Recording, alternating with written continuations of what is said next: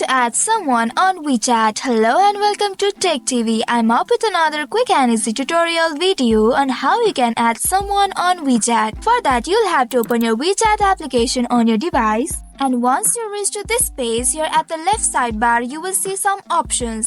Click on that contact option just below the message icon. After clicking on it, you will reach to this page. Here at the top, you will see search bar. There are two ways to add someone on WeChat. One is by the mobile number and another is by WeChat ID. If you have the mobile number of that person, click on the search bar and enter the mobile number of that person. After entering the mobile number, click on this search mobile number option. Then you will find the profile of the person you are searching. Click on this add to contacts and you have successfully added someone on WeChat. Now, if you have their WeChat ID, you'll just have to click on the search bar and there type the WeChat ID of the person. After entering the WeChat ID, there you will find search WeChat ID option. Click on the search WeChat ID option and you can find the person you are searching for. Click on this add to contacts and in this way you can add someone on WeChat. That's all for today's video. Thanks for watching till the end. If you found this video helpful, don't forget to like, share and subscribe the channel. Also hit that bell icon to get notifications on more such helpful tutorials. See you in next video. Stay connected.